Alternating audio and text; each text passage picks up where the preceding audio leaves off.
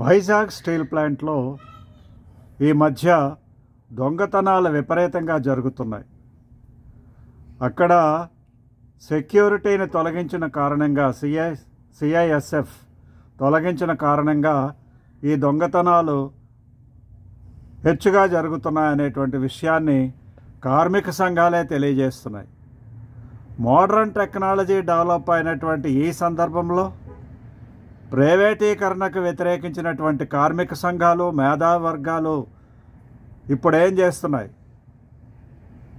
అసలే లాస్లో ఉన్నది అనేటువంటి ఉద్దేశంతో కేంద్ర ప్రభుత్వము ఆ కంపెనీలను ప్రైవేటు పరం చేయడానికి ప్రయత్నం చేస్తే, అప్పుడు ఉద్యమాలు జరిపినటువంటి కార్మిక నేతలు ఇప్పుడు ఏమయ్యారు? ఎవరు రెస్పాన్సిబిలిటీ తీసుకుంటారు?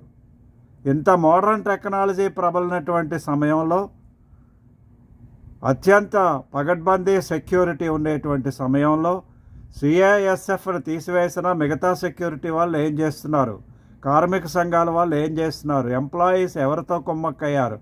కాంట్రాక్టర్లతో ఎవరు కుమ్మక్కయ్యారు? మేధావర్గం నోరు విప్పదేమి? ఎవడెవడో పాల్ లాంటి వాడు కూడా వచ్చి పిచ్చివాగుడు వాగారు. జేడీ లక్ష్మీనారాయణ మిగతా వాళ్ళు కూడా అది కార్మిక సంఘాలకు మద్దతు తెలిపారు. పవన్ కళ్యాణ్ కూడా కార్మిక సంఘాలకు మద్దతు తెలిపారు. మరి ఏమయ్యారు వాళ్ళంతా? కార్మిక సంఘాలు ఏం చేస్తున్నాయి? కాపాడుకోవాల్సినటువంటి బాధ్యత ఎవరిది? ఎవరో సెక్యూరిటీ ఉంటేనే వీళ్ళు దొంగతనాలు చేయకుండా అరికట్టగలుగుతారా? మరి ఎవరితో కుమ్మక్కయ్యారు? ఎవరి మేలు కోసం ఈ యొక్క దోపిడీలు చేయిస్తున్నారు అనేటువంటి విషయాన్ని రాష్ట్ర ముఖ్యమంత్రి నిగ్గు తేల్చాల్సినటువంటి అవసరం ఉన్నది. అసలే అప్పుల ఊబులో ఉండేటువంటి స్టీల్ ప్లాంట్ మూతపడినట్లయితే చాలామంది కార్మికులు నష్టపోతారు. కాబట్టి ఈ విషయాన్ని సీరియస్గా తీసుకొని ప్రభుత్వంలో ఉండేటువంటి పెద్దలతో పాటుగా ఈ మేధావర్గాలు, కార్మిక సంఘాలు కూడా నడుం బిగించి అటువంటి దురాగతాలను అరికట్టాల్సినటువంటి అవసరం ఉన్నది. ఎవరైతే దోపిడీ చేశారో వాళ్ళని కనిపెట్టి వాళ్ళ దగ్గర నుంచి అవన్నీ కూడా వెనక్కి తీసుకురావాల్సినటువంటి అవసరం ఉన్నది. నన్ను అడిగితే నేను citizens forum Telangana and Andhra Pradesh సెక్రటరీగా ఉన్నాను. అయితే నన్ను అడిగితే స్టీల్ ప్లాంట్ మొదటి నుండి కూడా ఈ దురాగతాలకు నెలవుగా ఉన్నది. ప్రారంభంలో కూడా అప్పుడు దోపిడీలు జరిగాయి, కాంట్రాక్టర్లే దోచేసుకున్నారు అనుకున్నారు.